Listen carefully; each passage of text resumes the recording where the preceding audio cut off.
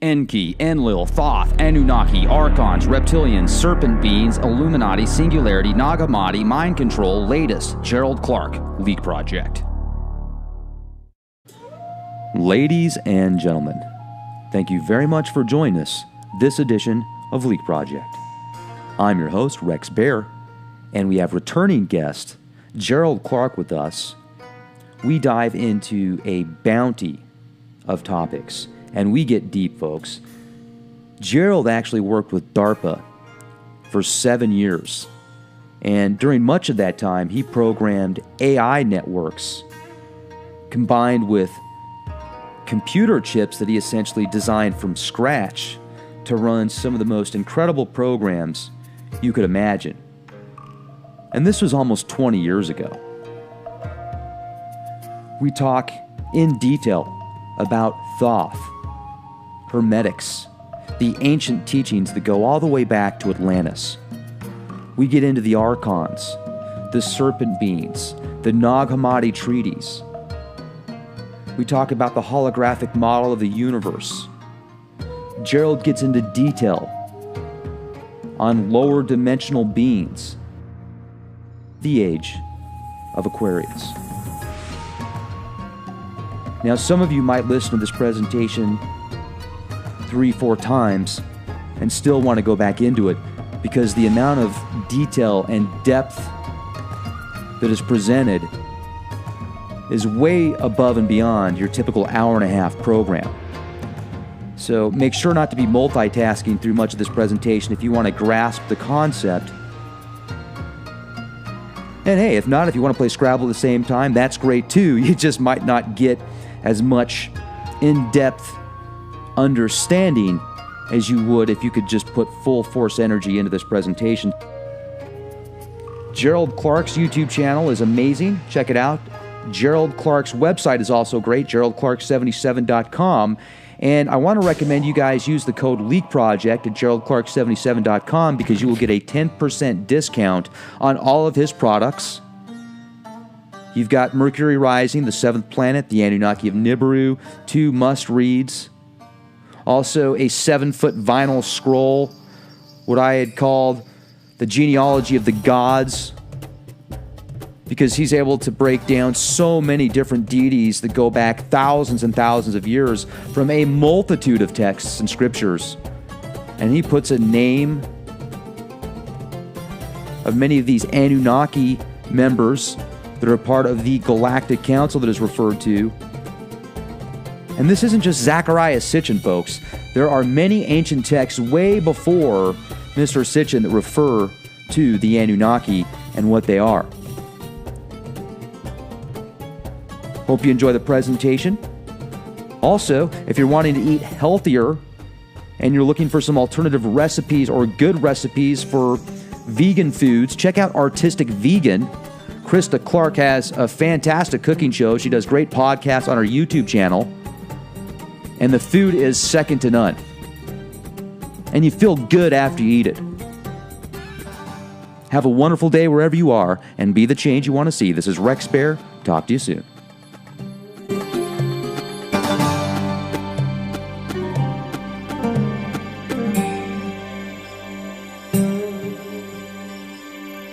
Without the oversight, China is not our friend, yet they pretend to be. So it's like we're giving an opportunity to make vaccines. Did you see they have a plug-in to buy Monsanto? China? Well, I thought it was Bayer. Wasn't Bayer gonna? No, it was Bayer, but they're making a move to buy the chemical agents that also is similar to what they're doing with the pharma industry. They're doing it with the farming industry. With Smithfield. Yeah, they purchased the Smithfield cows, or Smithfield Dairy, essentially, I think was the name of it. And yeah, it's crazy. I know in Boise several years ago, there was an article that came out about how they basically got a 50-mile zone, which is essentially a sovereign nation within Idaho. It's crazy, and it's all Chinese. They say it's just for factories, but who knows what's really going on in there. And they were talking about picking up an old GE nuclear facility that would be very beneficial for the Chinese if they wanted to go to war with us to just, so I think we need to be real careful with that. But let's just go with this, Gerald. I think that we're really kind of in the zone right now. The AI interface, let's discuss this, because I saw the series Humans, which I did a binge watch on Amazon, watched 8 episodes in a couple of days, and I really like the series. You can see a lot of symbolism. They've got a lot of Masonic symbology, etc. And I don't think there's anything wrong with that. You just need to know what to look for. But what I find fascinating is the way they portray AI. And once this AI starts to think for itself, humans get freaked out because they know that these things can calculate more floating points per second, at least at a conscious level, than we can, and they're stronger, faster, because they're machines and they're designed for certain things. Where I'm going with this is, if sentient beings, or let's say androids, can think for themselves, isn't that essentially just a program-based thing anyway? I mean, we all are programs at some level. We were talking about how DNA is quad code. It's essentially 4 different codes. So let's talk about that, because you've done years and years of research into the AI. Well, let's just touch on this A, T, C, and G, 4 protein sequences that make up the human DNA and the genome incomplete. First of all, there's been studies to show that it's impossible to take 4 sequences like that and actually predicate all functions to a human. So there's clearly an energetic interaction, which is light, with DNA to specify way more than we know, not just creating the meat host, but also in how it's animated. Okay? Does that make sense? Absolutely, it does. So we've been told that 95% of our DNA is junk, yet now, all of a sudden, with some Russian research and others, they've looked into the 95% that's supposedly junk, found a lexicon, which is a language, okay? And we knew a language existed for the protein synthesis part and the 5% that we understood, but not the 95%. Now, all of a sudden, it looks like this is metacode on top of the sequencing for the DNA and RNA transpose process that also follows very high level rules. And in that junk DNA, Michael Brown, who's a geneticist at the University of Hawaii, has found that there are polymers that do splicing that are in our genetic code that only a geneticist would know how to do, that do not occur in nature. Okay, so it's pretty clear that in the clamping process of our DNA, they probably have some latent circuits in there, just like Timothy Leary described, and I listed in my book, The Seventh Planet, Mercury Rising, that are essentially little pieces of DNA that can be triggered by your sensors, whether it's your eyes, your ears, or your energetic body at the highest level of that. And I do believe in those latent circuits, when that higher circuit starts getting triggered through this energy exposure, like going through the galactic center, it has the ability to go back and reprogram all the other circuits. So there's a massive awakening going on, and I believe that's the connection. Okay, so I wanted to share with you a picture of, speaking of how the human body interacts with its genetic code. There's a special field. Let's talk about it before we get to any pictures. There's a special field in artificial intelligence called genetic algorithms, and this was an early software effort to describe how evolution takes place in populaces of parents and progeny. That's generally how it's modeled. Mutations that show up in the chromosomes, so that this can show up as a defect or an attribute to the children of the parents, which, if nature says that's a life fit function that we think you're going to need to have under these environmental circumstances, it is perpetuated, and this is how it shows up, changing through supposedly Darwin's model. Okay, that's how it's been modeled. Well, there's very complex algorithms that do this, and those are termed genetic algorithms. And so I was very interested in those, having been exposed to those for many, many years working in the AI industry. I started in 1989, and I left that industry in 1994. So, yeah, 94. So, no, I take that back, 97. So I worked in it for 7 years in a research company that also included doing work for DARPA and others. Okay, so we were kind of pioneers in that space, and we were way ahead of our time. And usually those agencies are way ahead of the time of it, what anybody knows. Okay, what I will tell you is that out of that work, I got deeply exposed to the concept of how we modeled the human brain, which is where we view our intelligence to rest. And if we were to take that human brain and be able to go and put it into a drone or an unmanned autonomous vehicle, could we get it to behave like a human or a robot for that matter? And so that industry's been, I don't know, it really started in 1990, 89 to me. That much earlier than that were people like Alan Turing that were trying to build a Turing model that if you could administer a test to one of these inanimate objects that had a human brain supposedly implanted with AI technology, does it pass his test to fool you into thinking it's a human? So that was I think that was in 1984 or 85, something like that. So I got exposed to it through a company called Reticular Systems, where I was a systems engineer for 7 years. And when we were modeling neural networks, we had a particular way of doing it. And it turned out I extended that research while I was at the University of California, San Diego. In grad school, I took a 3-semester sequence from Dr. Robert Heck Nielsen, who was the founder of HNC Software in San Diego. He was a very important guy because his understanding of the human brain and these neural networks led to the Google search algorithm and all the other ones that came after it. Okay, so you can look him up, Robert Heck Nielsen. So in this process, we needed to understand how the human brain works, and this is modeled as a neural network. Okay, so there's a small layer of tissue on the cerebellum that's about 3 millimeters thick, where these pyramidal brain and neuron cells reside, and we know that a lot of the processing and connectivity and bidirectional associative memory that humans are able to do is stored in that region. And so I made a little video that I put up on Seventh Planet Broadcasting recently, talking about neural networks and AI, where I explained how the brain associates the outside world with its representation internally. This is the key to taking a computer and having it work the way you do. It's got to understand the environment in some model the way that you deal with it. Okay, and this is the key to it. So in that algorithm, essentially we model, and I'll bring you up. Let's share the screen right now so we can talk to a picture. I think it will really help. That'd be great. Yeah, I think it's this one. Let's try that one. Okay, can you see the screen right here? Uh-huh. Okay, let's go ahead and bring up a picture. Oh, you know what? I actually sent you that neural network picture. The one I sent you on Skype. Let me pull that one up since it's down there. Okay. I'll have to scroll up here and get it. Okay, be just a second. You can't see that scrolling anyway, can you? No.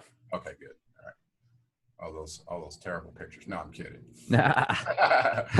Okay, here it is, and I'll just drag it up, and there we go. Great. Okay, can you see that? Yeah, sure can. Okay, let's make it just a little bigger without making it where you can't see it. Okay. That's perfect. Okay.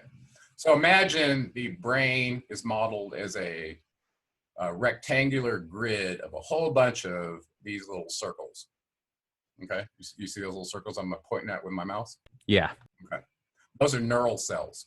These lines coming in here, the inputs that are coming from your sensors. Or if you wanted to have a machine, they don't have just 5 sensors, right? You could have a whole sensor interface out here, whatever it is. It could be databases, it could be cameras, it could be acoustic devices, it could be pressure sensors, it could be motion sensors, whatever you want out here. Okay? All of the above.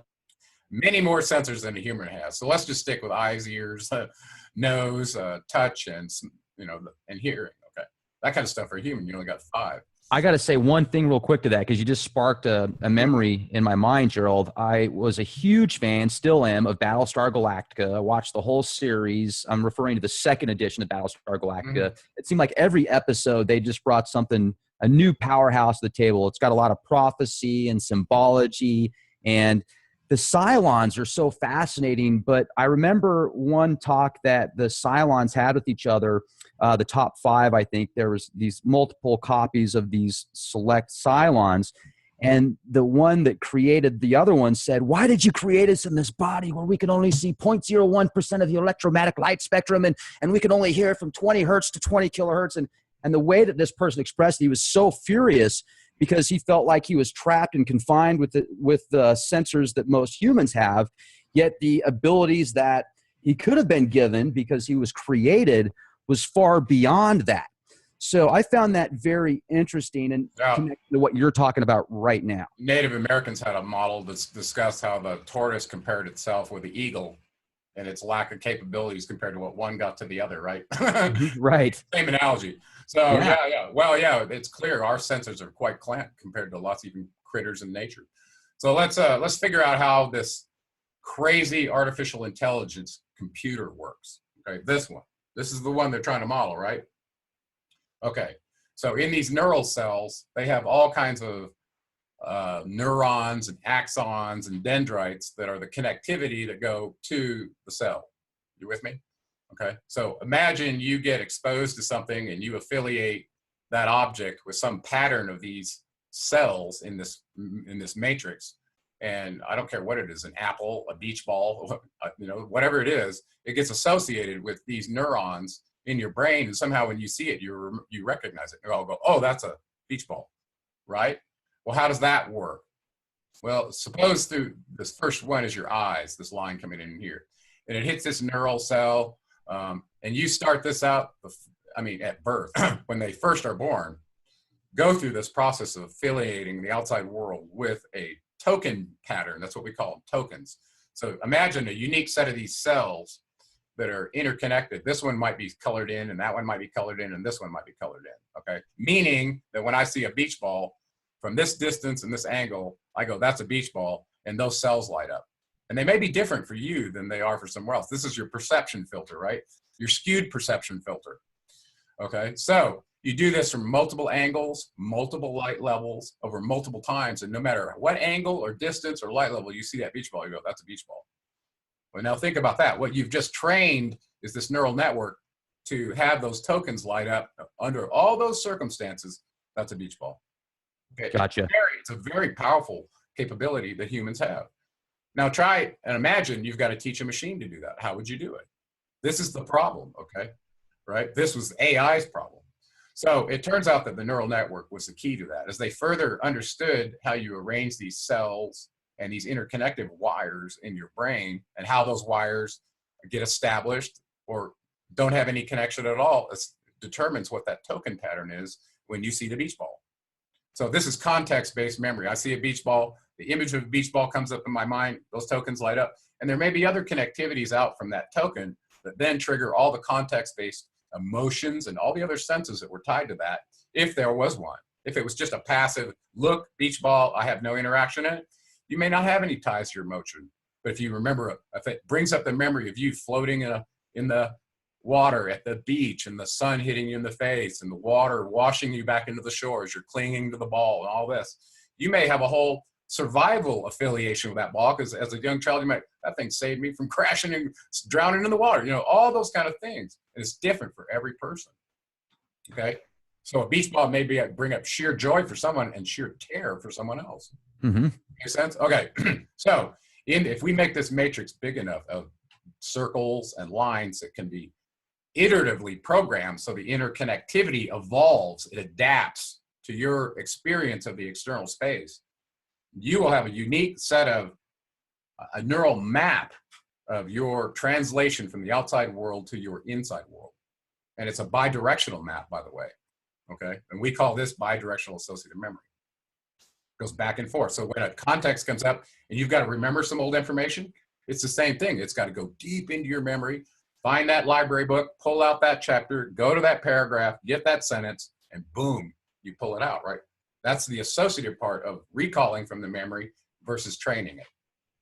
Okay, are you with me? Oh yeah, 100%. So essentially, with this artificial intelligence setup, you could make fillings and connect those filling patterns to what it sees. So if it, for example, you're creating something for a drone, it picks up something as a threat. Let's say it's a tank or it's a specific type of Russian equipment, Chinese equipment, whatever. It can immediately go into danger mode and attack it. Well, there are two things that neural networks are really good at if you want to use them for functional purposes in the real world. Number one is pattern recognition. I just told you, if you take a beach ball or whatever that was you wanted to train, and listen, it's not just beach balls. It's millions of objects in the world that can be stored in this. This network is huge, and we only use about 3% of it. It's massive, the kind of memory that you truly have, okay? So I lost track of where I was going with that. Networks. Oh, okay. So what is this thing good for functionally? So if I were to train this network all up real well with all your life experiences, let's have it represent your brain just for fun. And all your experiences, all the images, all the movies, every piece of knowledge you've ever been exposed to is stored up in this network. So now if I go to the inputs here and I wanted to test the network, I could put some unknown pattern up here that I don't know if you know about this thing that I'm going to show you. I put it in here and guess what? Out this other side goes, yep, it's a match. I've seen that before, and it'll come right out. So it's very good at pattern recognition. So imagine you've got a whole bunch of military equipment out intermixed in a battlefield, and you're under all kinds of terrible light circumstances, smoke, clouds, dust, bad weather at night, whatever. And you see the profile of some object that is clearly man-made on a horizon at the limits of your ability to see the human eye, but with your instruments and your AI technology, okay, you can put that pattern in, do a 3D rotation of it in the computer, and it goes, boom, puts that pattern at the input here, goes, oh, that's a ZSU-23-4 Soviet anti-aircraft armor carrier. That is very dangerous for whatever mission I have. And all of a sudden, so this whole brings up the idea of how do you do situation assessment as a human? How do you assess your environment with your sensors and create this constant evolving assessment of what is now so that you make your decisions in it? And this is a battlefield commander's dream come true. If he can be in the middle of all these disparate information feeds coming in from the air, the ground, every other location, well, he's got this complex picture to build up very quickly in order to go, I need to do this right now, okay? And he wouldn't know that unless he was able to assimilate all that information. This is called situation assessment, okay?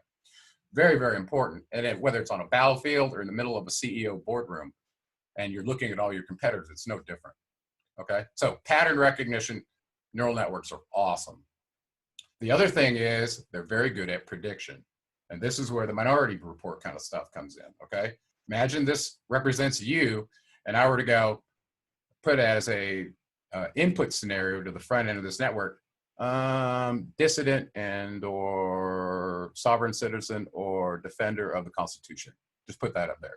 Whatever, okay? You put that in there, and whether they know that about you or not, remember what I said, out the other end's gonna go, yep, I predict this one's going to do exactly that, okay? So this is your ability to look inside a human and go, what is their intent? This is how they do it. I got to jump in again real quick, if I may, because this is another thing that I've wondered about before. I actually brought this up on a podcast on Leak Project several weeks ago. Do you ever wonder if there are literally sims of everybody on some type of supercomputer where they're putting in different scenarios? Okay, we want a subject A to be going through this type scenario of he's told that he's got 6 months to get prepared for global chaos, or what about these guys over here that have had damage? Well, you just hit the nail right on the head. Imagine what they're doing with psyops. Do you think they're not putting that little input into the neural network? Do you think that the media is controlled by computers essentially, where they're like, okay, well, how can we piss off the public today? It's more than just the media. If you have a neural network like this that's taking in all the input from every society on the world, imagine what kind of games you could play.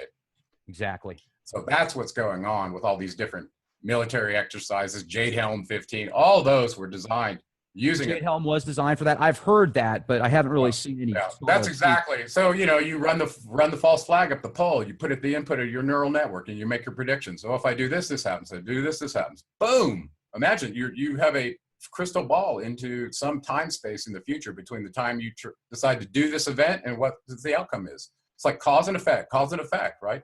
Think about the Mockingjay, the Hunger Games, where the game master was focused on nothing but cause and effect.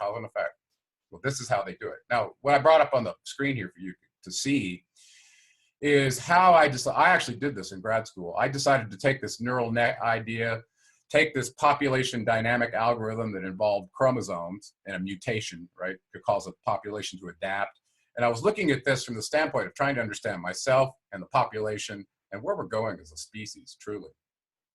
Well, one of the pieces of equipment as part of our little tech dive today which we haven't done before, but we've been wanting to do, was to look at some of the things that allow you to do those kind of probings.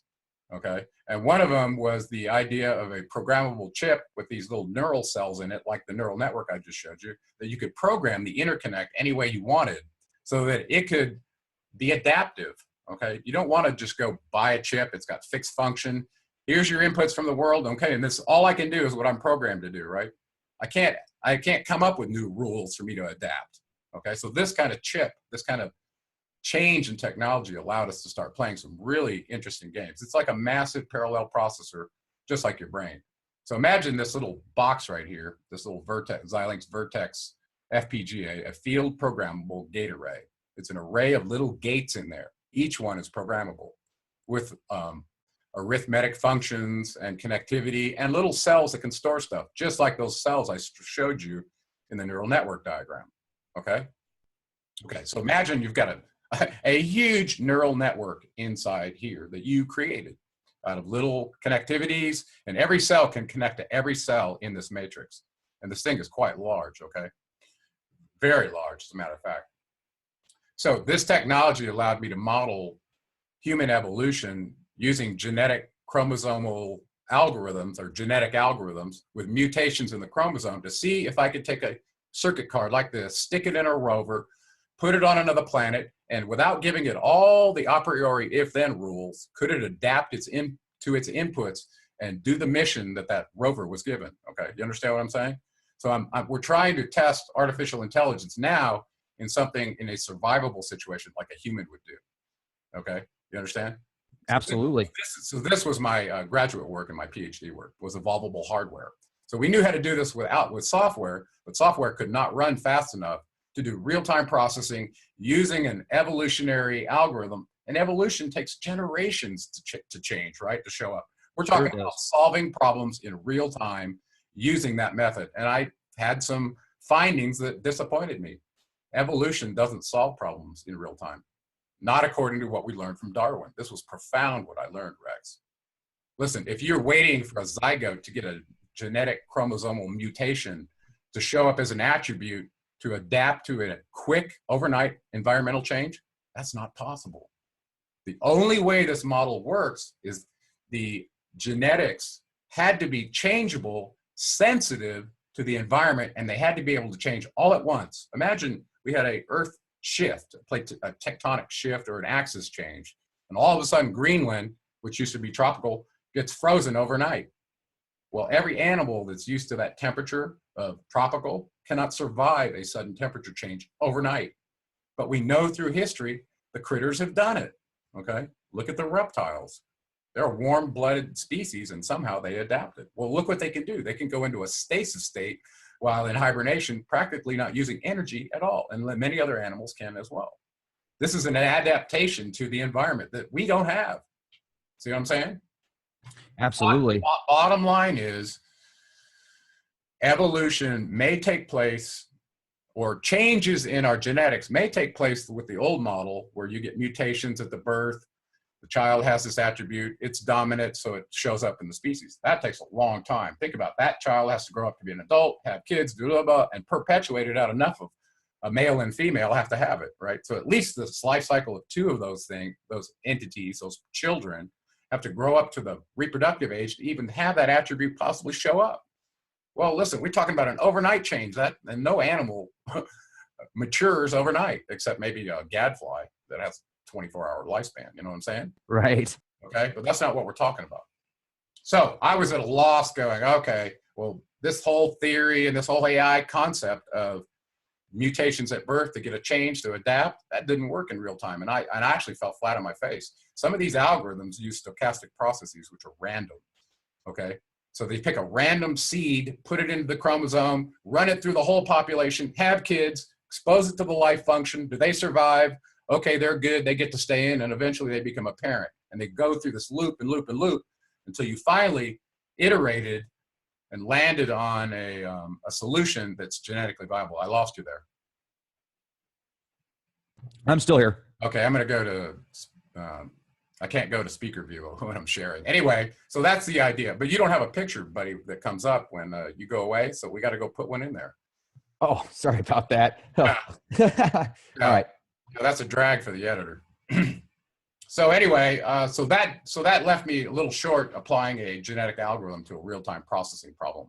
But that's what exposed the key to our genetics to me, was that our genetics has sensitivities to the environment where stressors can change a chicken egg in an embryonic form such that when it's born, it has dinosaur feet. They've been playing with this, okay? Add a stressor at a certain stage of development, and the old features that used to be needed for that environment can show up again. It happens in feral pigs all the time. Think of, and I did this in a video where you take your old barnyard pig that's pink and happy, you know, taken care of, fed, doesn't have to forage, no predators. It looks very different than when you release in the wild that grows tusks and is meaner than a snake, okay? And they change their appearance as well. So the environmental change to animals changes their appearance through their genetics, is what I'm telling you. That makes me think that we're all in this simulation. It's just transferring code back and forth. Well, now you take into account this neural algorithm I just showed you. As they keep exposing you to calamity and war and pestilence and disease, they're changing us into being these fearful animals that are emanating energy that somebody is parasitically feeding off of. And you and I talked about this. We'll get to that, okay? But let's not get lost on that right now. Okay, let me close this picture here. And the next thing I wanted to show you was just, this one was kind of fun for me. I don't know if I actually got it up here. I may have given it to you and not to me. Oh, here it is. So when you set up something complex like this, you have a tool for allowing all the simulations of all those things you programmed there in order to debug this thing. And this is what I used to do. So I spent massive amounts of time in front of a simulator like this, looking at timing diagrams, making sure everything I programmed into one of those programmable chips did exactly what I specified it did within the timing constraints and on and on, okay? That looks like something Neo did in the Matrix. Oh, I did this for many code. I did this many years. I used to build the circuit boards like what I showed you, but that turned out to be a lot more fun for me. So I gave you an example of some field programmable gate arrays that I used to do model human evolution, and that was a real fun thing for me. The next thing I wanted to do was kind of give you some, that's cool, kind of a common walkthrough of what we discussed as, and we both see this, is this common source for all of the Hermetic documents. Okay, and I've read most of them, and I think you have now too, and you're starting to see this, but I wanted to just cover a few of those that led me to this holographic diagram that I think we're going to probably do pretty quick. And we may skip bullet item number 4. It's up to you, because I think we got a lot of stuff to cover.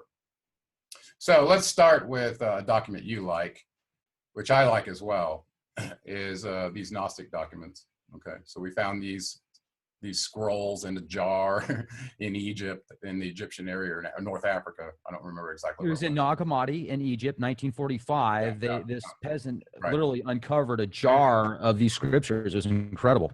Yeah. So, and these were the adept. These were the temple priest of the mystery schools that got away with their knowledge. Do you agree with that? Yeah.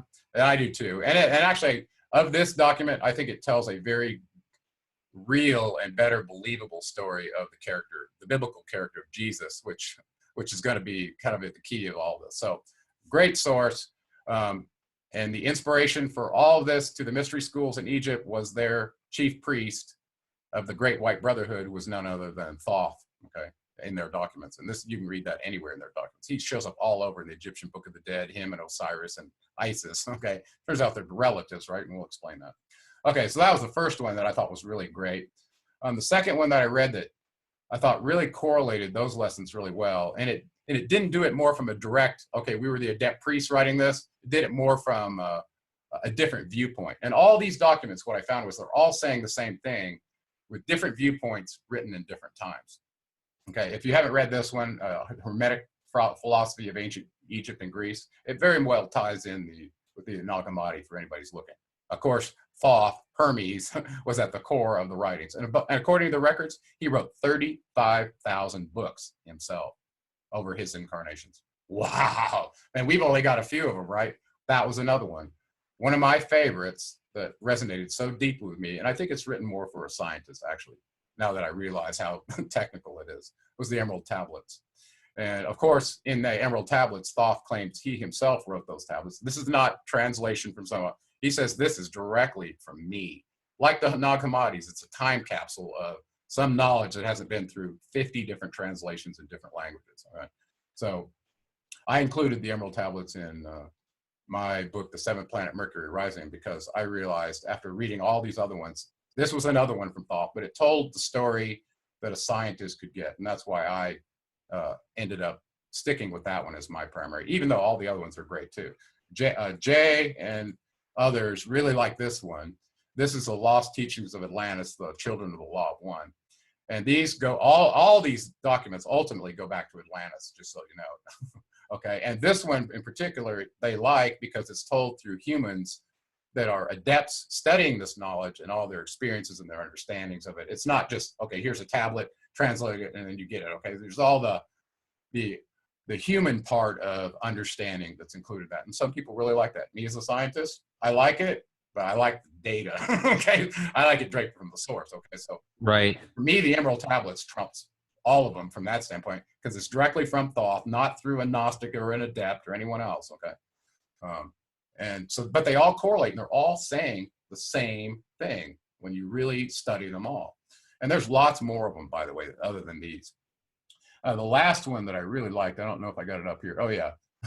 So in the Emerald Tablets, one of the neat things about Thoth is he talks about his commission to do what he's doing for humanity, and who told him to do it. Turns out it was his father, Enki Poseidon, the dweller of Atlantis, who gave him his commission.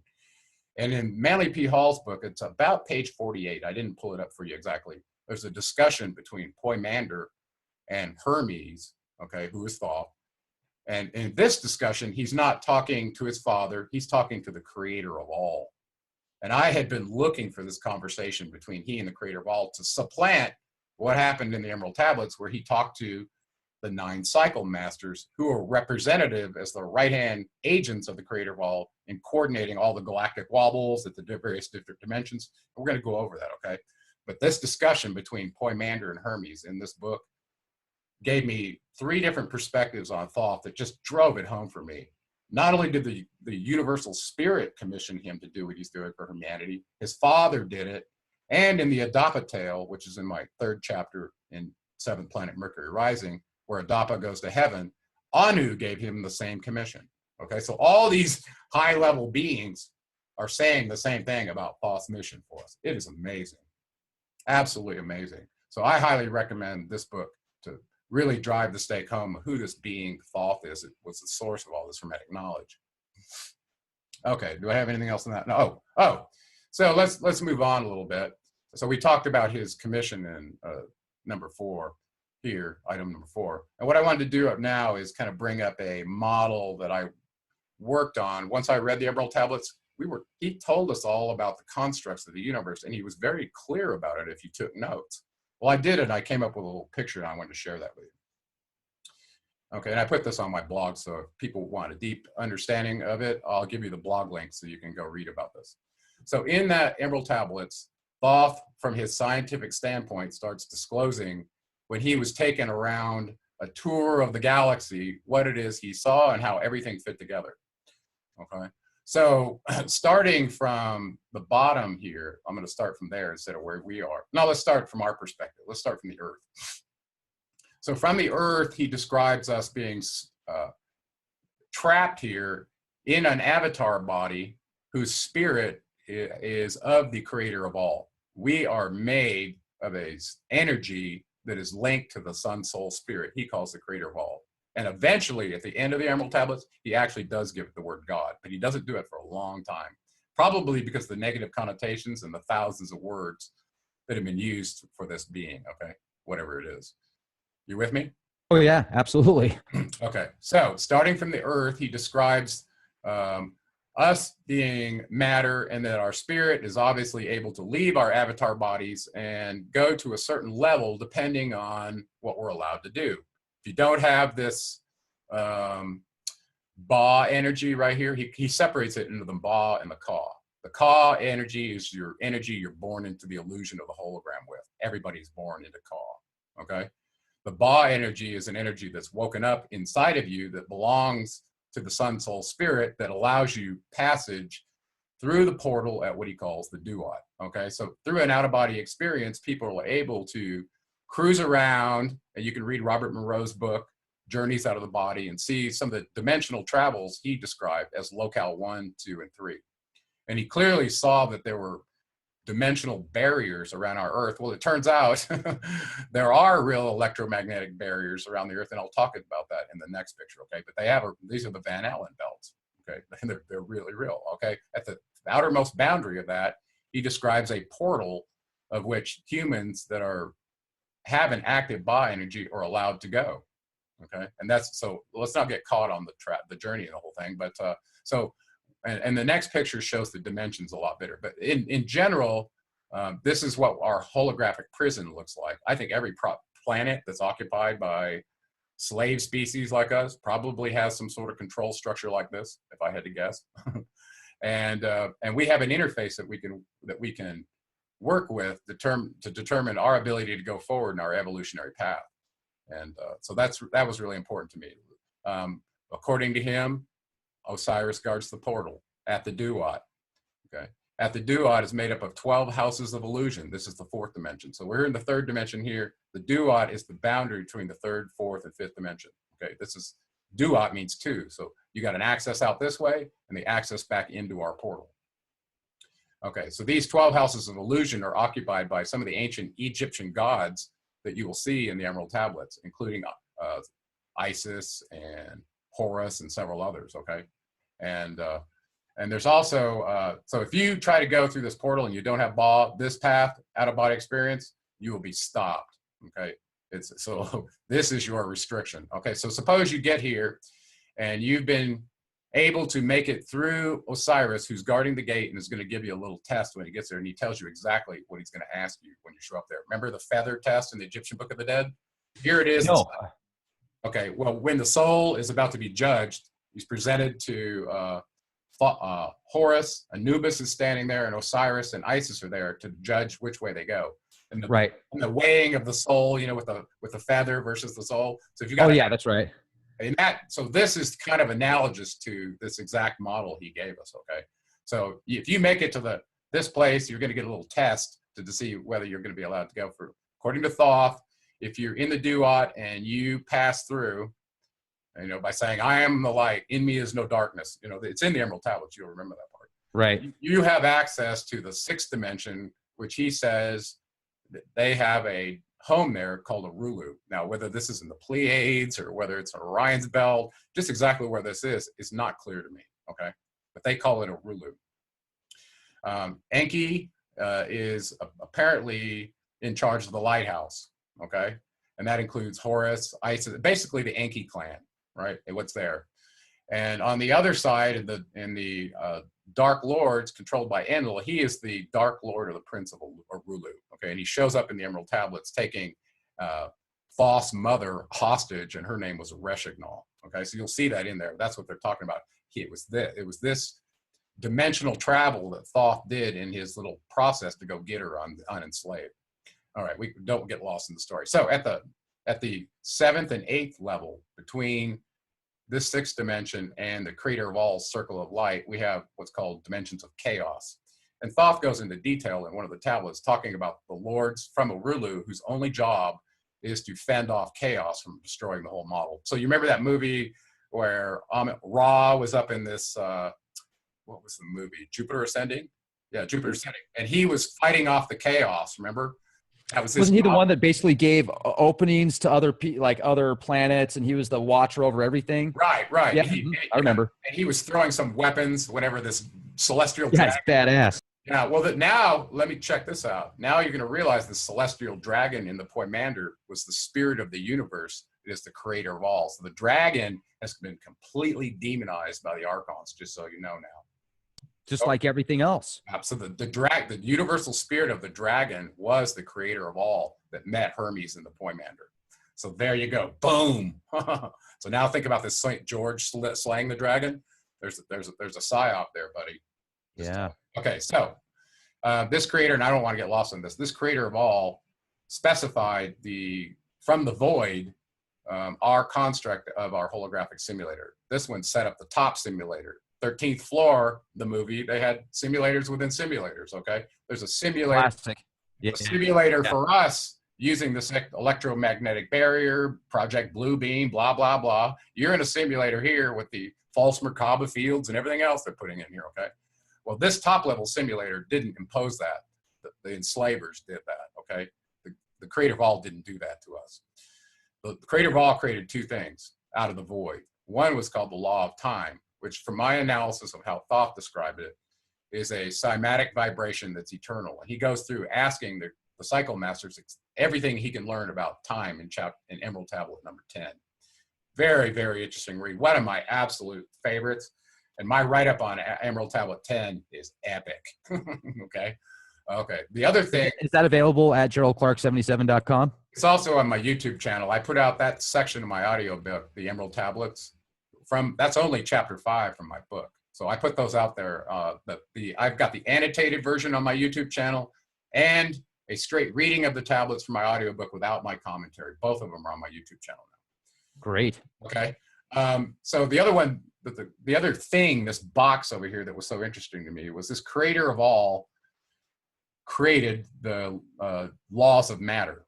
And this is the part that I think you're really tripping on, knowing that everything is made of protons and neutrons, electrons. So this law of matter, how you take energy and fuse it into all these disparate components that are on our atomic table of the elements and create matter out of it, create a rock, create a tree, create a plant, create a human. Okay. What's amazing is everything breaks down to the same stuff. So all you do is you got to change the patterns to create something different. Exactly. So let's call this ability that the creator of all has a quantum encryption encoding algorithm that we don't quite understand, but it's real. So right here, that's what I'm showing right here. And light is the key to the creation of all matter. Okay, that's that. Think of light as the most unmanifested energy. You observe it, and it could be a particle, or it'll turn into a wave on you. Depends on whether you're looking at it, right? So this is like saying light is infused with the eye of God that knows whether it's being observed and knows whether to turn into this or turn into that. I call that the most unmanifested level of matter, okay? Because it could turn into anything and whatever it wants. You with me? And it also seems to have a significant effect working with your DNA. Let me jump in real quick before I forget, because it's important. There was an experiment done in the 1800s, and John Lash spoke about it. I even wrote about it afterwards, and I can't remember the name of it. It was about 5 years ago, where there was this controlled experiment. They created these these sounds essentially, and these sounds and vibrations literally created these bugs that started popping out of thin air. It was insane. I can't remember the name of that project. Well, look at cymatics. You can do a cymatic wave and cause a pattern to show up. Now, if you mix the right elements with it, with the right electromagnetic or quantum encryption encoding algorithm, boom, maybe you can create matter just using sound. Okay. Well, in the beginning, there was the Word. Yeah, exactly. That's exactly right. And the Word is God, right? So let's follow through on that just for fun before I go to this picture. One of the things I focused in on a Christian as I was growing up was this John 1:12. To all who receive him, to them gave he power to become the sons of God, even those who believe on his name. So everybody who said, oh, all I got to do is believe and I don't have to do anything, they're the ones that are sitting in churches being entertained with music and moving text so they could sing, but they missed the whole point of that. They didn't read through to John 1:14, okay? Because if you put those two together, there's a receiving and then a becoming. If you don't take this energy that's coming from the law into your antenna and do the becoming part, it doesn't work. Do something with it. Exactly. And in John 1:14, it says the Word became flesh. Well, we just said the Word came from the source and the source became flesh. Well, who would the creator of all send on their behalf to be flesh to communicate with us? The messenger. Now you see it, right? And that was Thoth. It's right in the book, okay? So going back to the Poimander discussion, okay? We had 3 sources before telling him that was his mission to help us achieve what I'm showing you on this diagram, okay? So this diagram is from Thoth, and those emerald tablets were lessons for us to go from our enslaved space right here to here. That's where we're all trying to get back to the source, right? And it doesn't matter if it's a human, an Anunnaki, And a GG minor, a Nephilim, it doesn't matter. Every being on every planet is going back through this process of evolution consciously back to the source. You know, when you read the Bible, and if you take it and compare it to maybe astro shamanism or certain philosophies, when it talks about Jesus and being the sun, I correlate that with the sun of our solar system, literally, Yeah. as Well, full. And go ahead. I'm sorry. oh, that's okay. I was just going to say, and I'm wondering if when he says the only way you can get to God is through me, if it's actually some type of parallel where when you do pass this physical being and you go to the other side, maybe it's a projection through the sun. Like maybe the sun is some type of stargate or dimensional gate to the next level. Well, it's a multi-layered symbol. You're correct. Okay. But the idea of a being saying, if you don't believe in me, that nothing's going to happen for you, or you don't go forward, that's just human control. Okay. Oh, I agree 100%. I was just wondering if maybe in order to get to the next level, you do have to go through some type of like starport or something like that, and Yeah, be you at a do. specific vibrational level. Yeah. And there's 7 layers of it in your body. It's not out there; it's in you. The chakra system. That's right. Those portals Nice. are your portals. So when you get to the top one, you're at a level where you can go back and forth to the duat anytime you want. Okay. Okay. So so here's another version of that same diagram. Why did I put this one up? I really did it because I wanted to show you the relationship between energy and your brainwave state and the idea of what a dimension is. Okay. What is it? A dimension is a perception, and everything is frequency. Well, where do you do your perceiving? In your brain. Can it change ranges? And this is what I have right here. It's not very clear. I'm sorry. That's delta, theta, alpha, beta. It goes from about 0.1 hertz up to about 13 hertz, or up to 60 hertz, depending on who you're talking to. This one might be clearer. Let's see. I'm sorry, it's not. Okay. That kind of goes with hypnosis, the different levels, the lower your right. So if your you can brain change cycles. so imagine there's a correlation between the 9 Mayan underworld frequencies that Quetzalcoatl gave us through the Mayans. Well, Quetzalcoatl was Thoth. Okay, that's all connected. Okay. You mean he wasn't a blood-sucking serpent? No, that was Viracocha who ran him out of Guatemala. Okay, he was an Enlilite, so they were at war. Okay, everywhere the Enkiites went, the Enlilites came to bring destruction. They were at war with each other, and it was by design. Okay, it was for us humans to see on the big drama play. Anyway, so here what I'm showing you is, imagine you had a sphere, and this was the here's the outside one, and I didn't draw this so you could see it real well. Okay, let's use this one. Suppose this is a spherical circumference around the Earth, and then you get right to the surface of the Earth, and you have a spherical radius around the Earth. Okay, that's what this line is right here. Boom. So the circumference of the Earth is about 40,000 kilometers. On the surface of the Earth, we experience a frequency called the Schumann resonance, which is about 7.8 hertz. Okay, well, our brain waves include that frequency. Actually, that falls into alpha right about here. Okay, so that alpha goes from 7, and this one's about 13, so it's in between there. Well, is that the frequency that you're supposed to be at on the surface of the Earth in your brain waves so that you're properly tuned to this dimension? I would tell you yes, but that's not where we are. We're upwards near 13. Okay, whatever's jacking up our brainwave state has jacked it up from where it should be in a very calm, collective, and fully aware learning state. Alpha is a terrific learning state, okay? Heightened learning, to a ADD state that almost everybody's in, so they give you a drug in school. Okay, they're doing it on purpose to you. Keeping that fight or flight mode. That's right. Now, if you let's go some distance into an elevator down inside the Earth, and let's get to this number 2 line right there, okay, that I'm showing here. These are part of the 9 underworld frequencies. Be literal here just for fun. Underworld frequencies. As you go deeper into the circumference of the Earth, the frequency you experience will change as a function of the radius away from the core. Now, what if those frequencies land in your brainwave region, and there's some space from 200 meters below the Earth all the way down to 100 miles below the Earth, where if you're in that region, you can go in an elevator and see every one of these frequencies show up, and you go, ooh, I'm going to travel to this dimension on the first floor, 7.8 hertz. And I go all the way down to the bottom floor, and I get to the bottom range of the human brainwaves experience. Say it's like 0.5 hertz, 0.1, something like that. And in the bottom floor of the elevator, I get to experience that dimensional reality. okay? Because we said dimension is frequency, and this is how they're connected. So the reason I bring that up, in the Tzolk'in calendar from the Mayan, they had taken these 9 frequencies and put them in a chronological telescopic table of 9 rows and 13 columns that represented the evolution of life on this planet as a function of those frequencies. So you have the cellular life way down at the bottom, right? And then eventually you became a complex organism, then a reptile or a fish and a mammal. And the progression, each one of those stages is specified in that calendar. It's absolutely amazing. And then actually, that's just what's so cool, is that the October of 2011, according to Ian Lungold, we had reached the highest level of that calendar, which was called universal consciousness. That means you're not stuck in here. You're not stuck at layer 1, layer 2, layer 3. You're universal consciousness. The energy that you get to experience transcends beyond your enslavement boundaries. That's what's going on.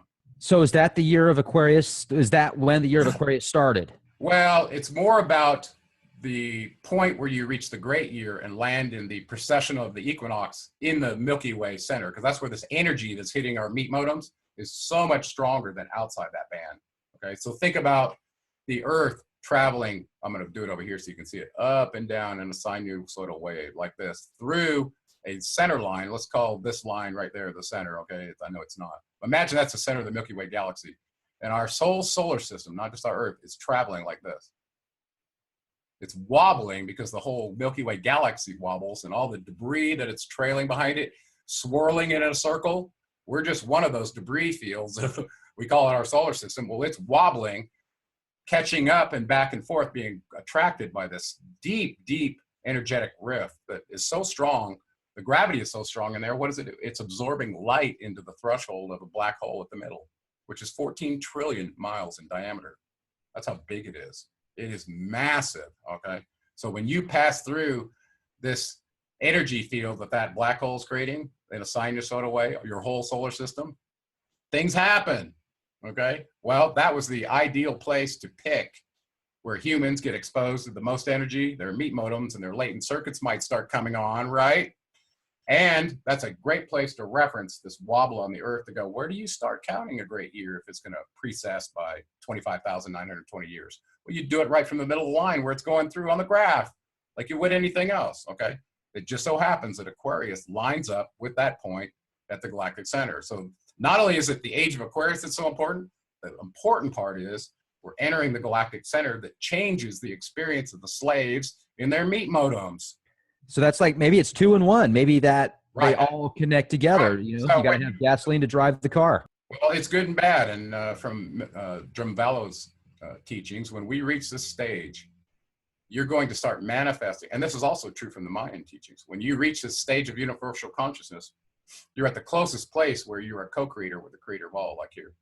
So whatever you're thinking, you're using your creative processor to manifest in your thoughts, whether you know it or not, is what you're going to experience. And you're going to experience it faster now than you were in the previous layer of the Tzolk'in calendar. As a matter of fact, he says you should experience it every 20 days at this point in time. So you think, be careful what you think, folks. Exactly. So if you're thinking and you're being controlled by your lower chakras and you're driven by everything fearful because you don't understand what life is and what this model means for your go forward path and your evolution of your consciousness, then you're going to act fearfully. You're going to manifest fear. And if you manifest that somebody breaking your house and robbing you, that's probably going to happen. If you're manifesting getting to the highest place of your optimal mission as a meat host, or as a spiritual being, having a human experience on this slave planet, and you're awake to that now in this ascension window, you can choose not to do that anymore. You can ascend, meaning that doesn't mean you avoid all your lessons and don't participate in what's happening in the world. That means you were right in the middle of it, you figured it out, and now you can move beyond it because you understand that. You don't have to do that anymore. That's what ascension really is to me.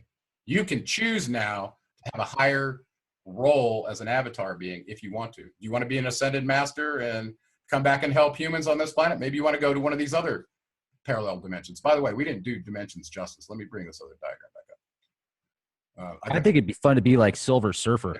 Yeah, let's talk. Well, let's talk about that. So if you're able to make it out of your energy, out of your anchor, which is your body, and have an out-of-body experience, and you're fully conscious and aware, and you can go wherever you want, that's fully possible. That was happening to me by the time I was 17, and I wasn't trying to do it. It was just happening. all the time, so much so that I ended up reading Robert Monroe's book by the time I was 17 to try to understand what was happening. Anyway, so let's talk about dimensions a little bit more. Thoth talks about 9 parallel ones that each of us can go through without having to go through the duat. These are within this dimension. These are the 9 Mayan underworld frequencies. That's what creates our 9 parallel dimensions. These are frequencies in your brain that if you can access them, you can go there. Imagine you could go to each one of these and visit an image of yourself that's competing with you to try to get to the source simultaneously. Gerald, you know that experience I told you I had before we started this podcast? Yep. About how it really freaked me out? Do you think that I was down there at like level 1? Well, humans don't have access to this level. Okay, so let's go to the top picture here. I know I got this stupid thing over here, okay, that you can't see it. My playlist number. There's 18. You can see it, yeah, 1 to 18 or 1 to 14. Yeah, the Emerald Tablets has 15 tablets plus a preface and an introduction and one other, I think. So at the lower dimensions, there are 14 of those according to Thoth. These are dimensions that are below our dimensions, okay? Our cycle masters in the Emerald Tablets are 3 through 9. That's because we're in the 3rd dimension. Going all the way up to the 9th dimension, which is this one. Circle of light, where the creator of all is the 9th dimension. 7th and 8th are chaos, separating them from the 6th, okay? So, where was I going with this? So these lower dimensions, they're very important. There's 14 of them, 14 lower, 9 parallel. Well, in the Emerald Tablets, when these beings were summoned from Atlantis into this dimension, they came from the lower dimension, okay? They're trying to get a jump start in our dimension so they can get up into here, but they were restricted to here based on their galactic cycle masters. These are not even beings that have bodies, okay? These are ones that control all the different dimensions, merging them together to say, okay, these ones are evolving this fast over here, and these ones are going this way. Where do they merge together at some future point in time so they can commonly interact and get along, or whatever it is, okay? Well, this is what is talked about in Emerald Tablet 7. Is these cycle masters specifying what each of their roles are, how they tie to our dimensions, 3 through 9. It looks like we've already done 1 and 2. Okay, we're 3rd dimension now. Or 1 and 2 cycle masters are allocated to the lower dimensions. It's not stated. Okay, but there's only 7 cycle masters of the 9 that are assigned to our dimension, and they're named Utanas, Quertas, Chietl, and Goiano, Semvetal, and Ardal. Those are the ones that he calls out in Emerald Tablet 6. And they're the ones that control whether you get out of your energy body and able to have this experience through the portal, okay? And actually, I mentioned in my first book that they appeared to have the same concept about controlling beings at each chakra, locking them down until you do what they want you to do, right? Is the Hindu gods. And they actually, it looks like they're describing exactly these 7 cycle masters, okay? I found that fascinating. So with that said, let's go from here to talk about these lower dimensional beings that keep getting talked about. Who are the Archons? Who are the Serpent beings? Who are the Alpha Draconians? Who are these people that are parasitically preying on humans, right? That somehow seem to be occupying, doing this, and they're being blamed for everything, right? Well, let's bring up a picture from the Ubaid period in Iraq, or Sumer, where these beings had actual pictures and stone statues that they made of them, okay? What's that look like to you? That look like a being from our dimension? I don't think so. That looks like Bill. Looks like Uncle Bill right there when he shapeshifts, doesn't get enough blood intake. Yeah. So in the Emerald Tablets, Thoth clearly starts... Vaccines are good for you. He starts talking about when these beings became greedy for power. They weren't satisfied seeking what was shown in the holographic model to get back to the creator of all source, using what the law specified. It had involved character and attributes that were permanent, not how much money could you accumulate and were you powerful among other humans so you could step on their neck. Well, these beings on Atlantis got base, according to Plato and the Critias, meaning they got full of ego and pride and arrogance, okay? And they wanted more power. So they found some rituals that allowed them to summon these beings right here from a lower dimension, because these ones are parasitic hosts on entities, on their energy bodies. They're soul stealers. They'll occupy your body, try to get you to give up your own energy so they can take you over and use you as a host.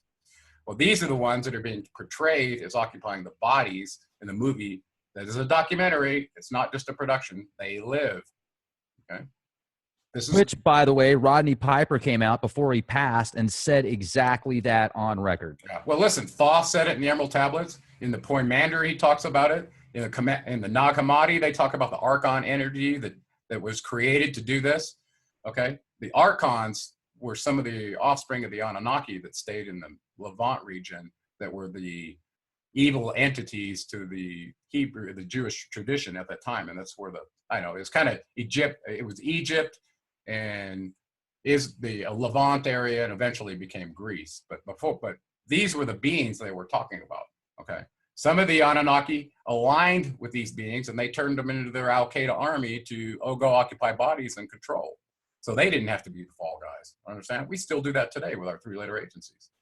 Okay, so that happened at Atlantis. They were summoned forth. They are vectored at the place where ritual is cited and blood is present. Guess what? They can be summoned, and it only has to be symbolic. Okay, think about that. If you're participating in a mass, people, there's ritual and blood. How do you know what ritual is going on inside the mind of the person who's supposedly transfiguring a piece of bread and wine into the blood and the body? Eat my flesh, drink my blood. If you're a God eater, or you've been tricked into that through sacrifice, guess what? You're part of the ritual that's summoning these beings to use you as a meat host, whether you like it or not.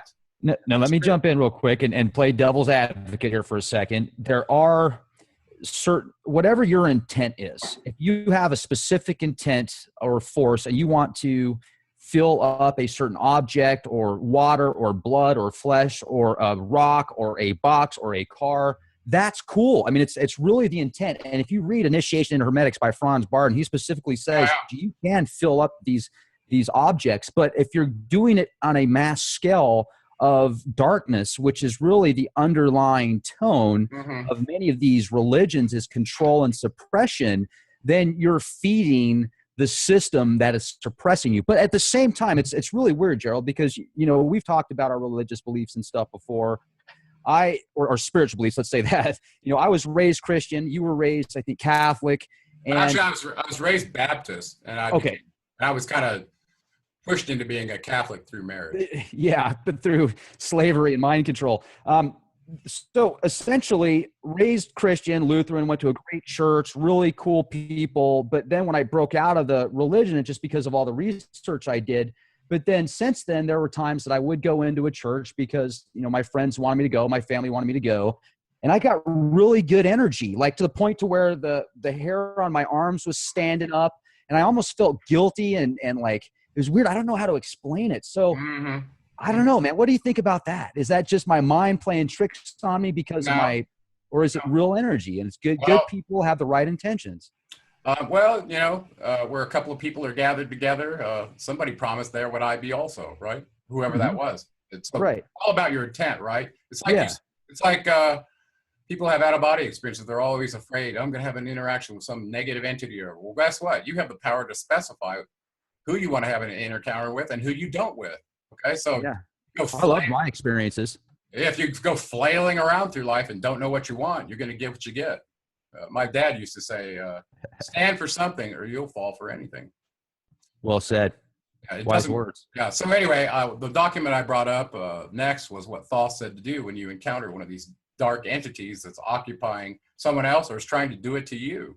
And listen, we've all had periods where we felt like we weren't ourselves and we were doing things that we couldn't control and we didn't know why we were doing them. And a lot of times you're at a conscious level where you only see this retrospectively back in your life 5 years ago, right? Like, God, I can't believe I did that. How was I at the right? You know what I'm saying? We've all been there, okay? And the reason is we all start out at the lowest level of consciousness and work our way up. So we're all gullible to being drugged through the mud. Well, if you got a bunch of Archons that are trying to occupy bodies and drag you through the mud and steal your soul, might make a lot of sense to you now, right? Okay. So what does Thoth say about these guys? How to get rid of them? He also talks about a lot about the dark brothers and their attributes and what they're up to. And that they've been sent packing before, but they're going to come back. They didn't get rid of them all, okay? So they're back. Clearly they're back. They live, okay? So in this— I need some of those sunglasses. Okay, so in this document, he's giving you, he says, now I give you the knowledge known to the masters, the knowing that conquers all dark fears. Use this, the wisdom I give thee. Master, thou shalt be of the dark of night. Okay, these words are so powerful. And I've shared this with people. And when I first started doing it, I was like, oh God, like when you had that Franz Barton book, you're like, well, this doesn't go gather the tail of a cow and brew this together, make this witch. It's not like that. He's giving you the names of the cycle masters that are way, way higher than the Anunnaki or any other species on this planet. These beings work directly for the creator of all to coordinate galactic consciousness at different dimensional levels. Okay, these are the ones he's telling you to talk to and summon them, and they will seal you so the dark brothers can't occupy your host, land in one of your chakras that you're not in control of, and guide you around like a marionetted puppet on a stick of meat. Okay, that's what they'll do, and you know it and I know it. Right, we've both been there. Okay, so anyway, he tells you to try and get rid of them by using meditation, using a frequency in your body to sweep it up and down. And if you let the thought in and it turned to an emotion, this is too late for me, generally. If you can catch it at the thought level and say, no, that's not my thought. I'm not going to run that guy over and put a pineapple grenade in his gas tank and light it because he just cut me off in traffic. I might have done it when I was an attack helicopter pilot, but I'm not going to do it right now. Understand what I'm saying? Yeah, I'm following you. Yeah. So, but if you let the thought in, it turns into emotion. This piece right here on page 227 of my book might be too late for you. Okay. So I'm going to bring you up the next one where he says, well, if you tried that and you didn't get it to work, try this. So starting right here on this page right here, he tells you a little process. I'm not going to go through it, but I challenge everybody that's watching this. If you've got somebody that's in trouble in your life, I mean, and you've tried everything, try this, okay? Especially if you're kind of a person of integrity, you're not walking in darkness, you're going to have a lot better chance of them listening to you than somebody that doesn't, okay? And I found in my path, when I do this, you'll see a demeanor change like that. It's like magic. It just happened to Jay recently. He was having a terrible time with one of his crew, and I asked him to, is it worth trying this for this guy? He won't do it himself, but Thoth tells you later in the stock, and I think it's right here on the fourth part of it. He tells you, see ye not that the names have power to free by vibration the fetters that bind. Use them at need to free thine brother. Okay, so even though somebody else won't do this, you can do this for other people. Okay, and I've done this before, and I'm telling you, it works. So it's very powerful, and this works real good on the Archons. That's what it's for. Okay, and just for fun, I went looking around in the Emerald Tablets. Thoth talked about having a word when they had to get rid of these serpent beings, these ones that looked like they came from the Ubaid period that could not take a body and take on yours, these ones. He came up with a word that he could speak that would unmask their countenance, and their serpent head would show up while they had this human body they were occupying, and they could throw them out, right? That's how they would evict them, the eviction process. Well, in the movie They Live, they used a pair of sunglasses and they could see them, right? I think that's even better. It's more covert, right? You don't have to let them know that you know by going, hey. So as for fun, I went on the internet to try to find what this word was, and Thoth did not give it to us, okay? So it's not a valid reference as far as I know. But it was quite interesting. It turned out to be the word Kinigan, K-I-N-N-I-G-A-N. And I went and looked in the Sumerian cuneiform script and looked at the phonemes in there to see if I could see if it came from Sumeria, did it come from Egypt? Where did that term come from? And I got as far as the cuneiform tablets, and it had something reference to a ghost and some other countenance. And I thought maybe it could possibly be that word, but I can't say for sure. But imagine you had that word.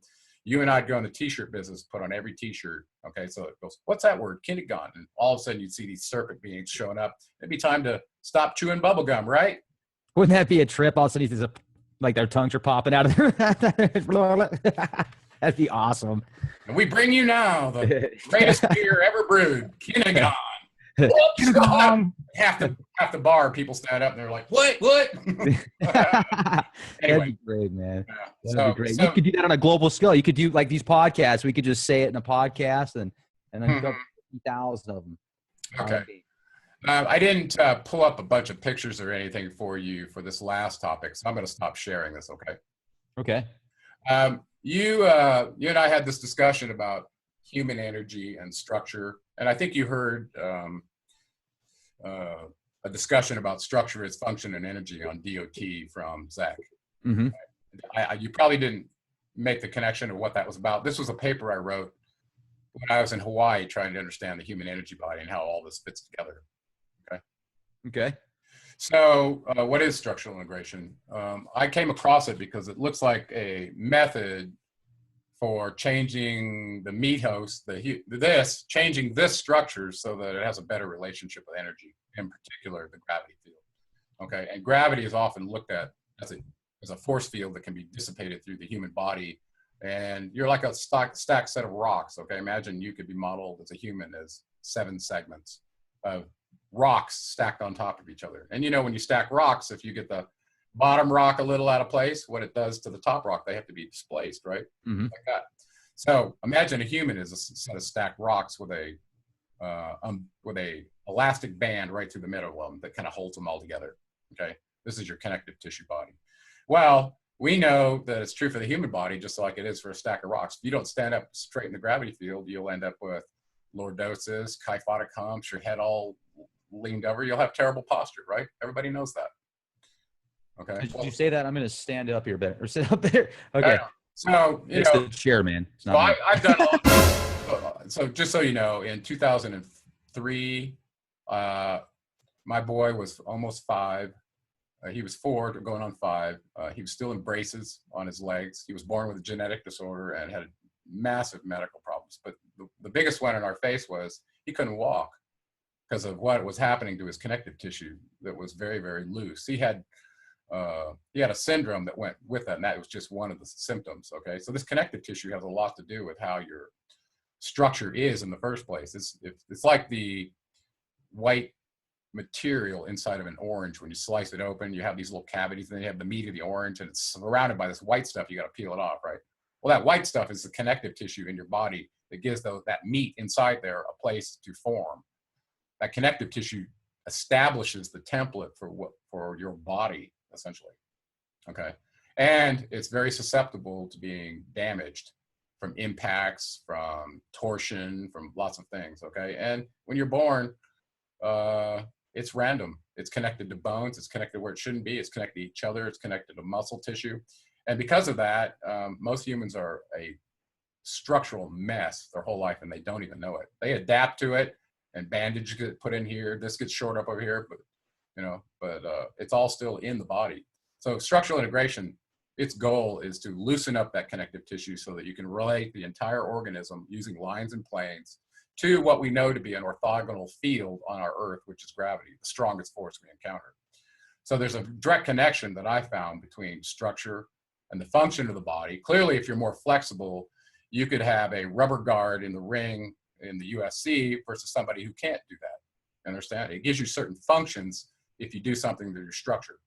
Okay, and I think Zechariah Lang was studying jujitsu, which is a ground game that often involves locks and holds and things like that. So the understanding that your legs are way more powerful than your arms, and if you could use them like arms, they become even more significant. Okay, so flexibility was a key for him, and it turns out that if you loosen the connective tissue through this Rolf method of structural integration, it allows you to relate and to sit up straight and actually to experience gravity through the top of your head. If you put your 2 thumbs in your ears and put your fingers right on top of your head, that's where the top of your head is. That's where you should be feeling the spike of gravity coming right down through the center core of your body like a tube, all the way out to your tailbone, which is the bottom end of your urogenital triangle where your coccyx bone sits. That's the bottom part of your electrical energy body on a nerve complex that's called the ganglion of Impar that sits there.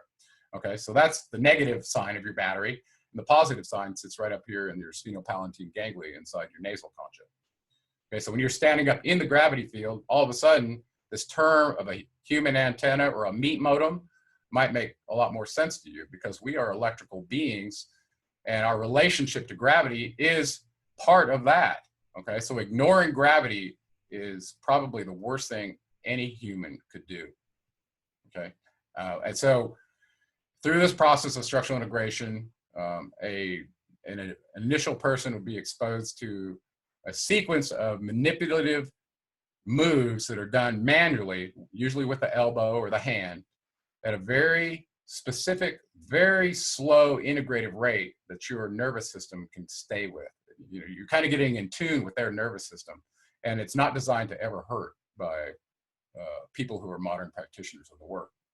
So if you do this and you do this recipe that this woman, this really great woman, Ida Rolf, gave you as a starting point, this isn't the finishing point, this is just starting. You have the possibility of taking the connective tissue body, which is kind of like a wetsuit right underneath your skin. Right below your skin, if you were to cut it open, you'd see this white tissue that envelops your whole body. Well, that's your first layer, your superficial layer of your connective tissue. And because of you falling off bikes, wakeboarding, all the other things you've done in your life where you've had impacts, that tissue where it crosses the bone at the surface, like on your wrist, you have a bony wrist. Everywhere where it crosses the wrist or the knee, any bone on the surface, it's going to be fused there from an impact. Guaranteed. Okay? So the first layer, a bunch of fuses then. All over the body, even on the cranium. Do you know your cranial scalp should be moved freely over the head, but it's not? How many times you've been hit in the head with, you know, falling? Probably not as many times as you, martial art master. Yeah. Well, because of that, we get the first layer of freedom for a human by releasing their superficial fascia, every place where it crosses the bone, and that includes the ribs for breathing and all that. It changes the pattern of breathing as well. That's one of the first things we go after. And anyway, I'm not going to get too deep in the process, but it's well published.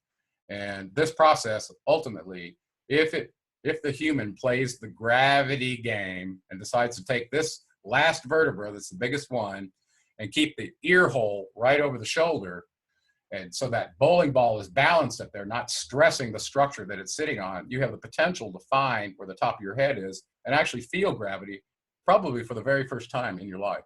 Did you know that you can feel gravity on the top of your head? I never really thought about it. I always just assumed, yeah, I guess, because gravity keeps us grounded, but I never really thought about a higher essence of feeling. Well, so I went with this, and I was sitting in Hawaii, and I was thinking about what is the human energy body and how does gravity fit into this? Because this crazy structure work that I'm doing to help my kid with his fascial problem on his legs and get him out of braces, it's having the impact on me that I'm sensing energy differently. I'm seeing light different. I'm not the same person I used to be. My personality is changing. What's going on here? And Ida Rolf writes about this in her book, which I'll give you a link to. Her seminal work, and I think she only wrote one big book. You can look her up on Amazon. Anyway, so I was trying to figure out, well, what's changing? Why does your connective tissue that makes you sit better in gravity, gets rid of a lot of the pain in your body, makes you extreme contortionist if you want to be. If you want to be real flexible, you get there quick with structure work. Okay, it's taken all those collagen Band-Aids that have been sitting there stuck on your joints all over you and waking them up so that the fibroblasts that come in and consume that material makes it go away, and all of a sudden you get your freedom back. Did you know that's possible? The human body is plastic and it's completely malleable. It sounds like it's a fascinating thing that more people really need to take advantage of. Well, yeah, you'd think everybody on the planet would do it, but what it turns out that I found as a structural integrator, whenever you're putting hands on a body, and I've had my hands on hundreds and hundreds of clients for over a 10-year period, okay? When you go to put your hands on another body's body and you're going to take a collagen Band-Aid off, the universal spirit may reach out to you, or their spirit working through them, and tell you, no, those bandages stay. Those are the sins of the flesh and they're not ready for them to come off. That's fascinating. So I mean, imagine you're trying to do this work with a family member and you get that message. No, you can't do that. That's real. Okay. That's common in our industry. Any body worker knows that. Okay. So structural integration is this crazy process of changing the connective tissue body on a human, softening it just long enough so those stacked rocks on a elastic cord can all of a sudden line up into a field that they've been ignoring their whole life. And when that happens, the human energy template that forms the meat, your higher self and your material form start to merge into one. And it is probably the most powerful experience, way beyond any drug that you can describe that a human can have. And it doesn't stop there. Once you start that process and you found gravity at the top of your head, now your antenna from the time you were born to where you got to then in deviation from that field will start trying to tune it back in so that when you sit up, it doesn't hurt. When you sit on the floor and do whatever you do. Nothing hurts anymore as long as you pay attention to where that is. Now, why is that? An analogy is you can take a long pole and stick it on your finger, and you can, if you got it just balanced, you can just put little tiny motions in to keep it aligned in the gravity field, right? Especially a longer pole. Shorter one's harder. Well, humans no different, okay? If you can line up in the field, the force of gravity enacting on you gets dissipated along that orthogonal axis to the Earth. So if you stand up straight, know how to dissipate your energy, you can feel like you're practically floating when you're standing up. And this was the feeling that Ida Rolf described in her book. And I thought all about all this stuff when I was about to write my graduation paper. And I wrote a paper called Structure is Function and Energy. And that was the first time I introduced everybody to the human energy body equation, which I now call equation 5A, that's in both of my books. And so for those that are interested in that level of detail, I've derived it mathematically and symbolically. It's not very hard. But it's like Occam's razor. When you see the simplest answer, it usually is the answer. And I've not had anybody refute me since I published that. So. And let me jump in here real quick if I can. For those that have a chance to listen to this presentation, I'd strongly recommend going to geraldclark77.com and use the code LEAK on any of the products there. And also, I just want to mention Krista Clark's Artistic Vegan website, really good foods as well to integrate with, or recipes, I should say, for foods and menus to bring to the table that will not only make you feel better and combine that with the structural work that Gerald's talking about and just everything else. And you will be a spiritual Jedi. Well, that, you know, and I didn't talk about veganism. I have to say, I have been a vegan since about going on 6 years now. I was a vegetarian for way longer before that. Okay. But the blocks of cheese and the crackers and the wine, all that stuff had to go for me to truly find what this temple, this meat host that's trying to have an optimal energy experience is capable of. So I've always been, as an electrical engineer, I've always been interested where energy meets matter. What is that place? And I've been focused on that since I was 14. And now I believe I've truly found it and I'm living it. And I couldn't be more ecstatic to share this with all the audience on how I got there. I'm just trying to show you my map. Okay, there's lots of different ways to the highest energy state and the universal consciousness. As an engineer and a kind of a hardcore scientist, this was my map. That's awesome. You've really been an inspiration to a lot of people, Gerald, including myself. It takes a lot to stimulate my mind, and certainly every time we talk, man, I feel like I go to another level. That's much appreciated. And one thing that I do feel is also important is to just, if you start to take advantage of these opportunities that you're presenting, stick with it. You know, if you try it for a couple of days and it doesn't work, that's really not going to give yourself the benefit enough to really see what is going to happen if you just really stick with it for a long period of time. I challenge anybody that wants to go down and experience this map, read my books first. I laid everything out the best I could to give you the map, okay? And I'm not interested in lying, cheating, or stealing. Just so you know that about me, I was a chief warrant officer in the Army for 7 years as a helicopter pilot, and I swore an oath that I wouldn't do that, and I don't do that. And I live by that, okay? So I'm not here to deceive anybody. I'm just sharing what I know. Is it all true? And am I going to be disparaged like Zechariah Sitchin after I'm dead? I hope not. I hope my bros will rise up and smite the disparagers just like we're trying to do now. Nobody is 100% right, okay? We can't know 100% truth in this order of reality until we're out of it and look back and go, oh yeah, I missed that one. See what I'm saying? So all we can do is give the clearest map that we can give. And I've tried to do that with references in every one of my writings. And there's a lot of pictures and tables, more than most people can handle, including the genealogy table. It's almost 7 feet tall. And I hope we see it on your wall next time we do those. You absolutely will. I just have to put it up because it's awesome. I've got it literally. Matter of fact, hold on a second. I'm going to go grab it. This is great. I want to show everybody that has a chance to. Be right back. Yeah, well, while he's going to get that, we're probably going to do a paper version that's smaller so people don't have so much space so it can be rolled up like a scroll or whatever. The ones we made right now are made out of high strength vinyl for display outside like banners, but it's very high quality. So, and we sent one to Rex here recently because we've been working with Rex to help support people to have access to some of these kind of products like the alchemical elixirs that Krista has on her website, artisticvegan.com. And Rex has a link on his page. If anybody uses the Leak Project code, following that to one of our stores, there's a discount there. So I encourage you to use that. So you guys, this is like heavy duty vinyl. This is like almost as thick as the vinyl you put on your floors here. I'm going to pull this. It's meant for durability in case it gets exposed to sunlight.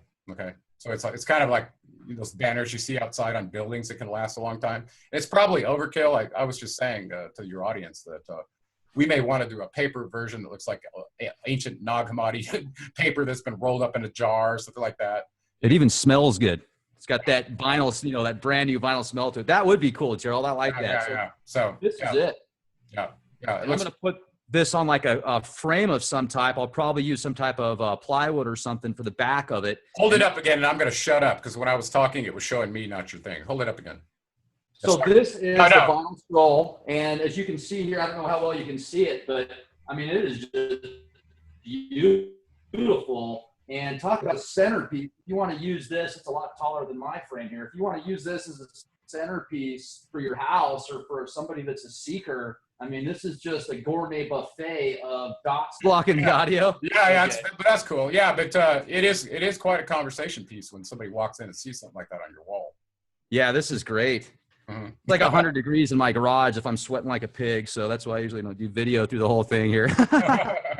Okay, buddy. Gerald, it was an honor to speak with you, and like always, and we'll talk again soon. Brother, we'll talk soon. Cheers. Bye.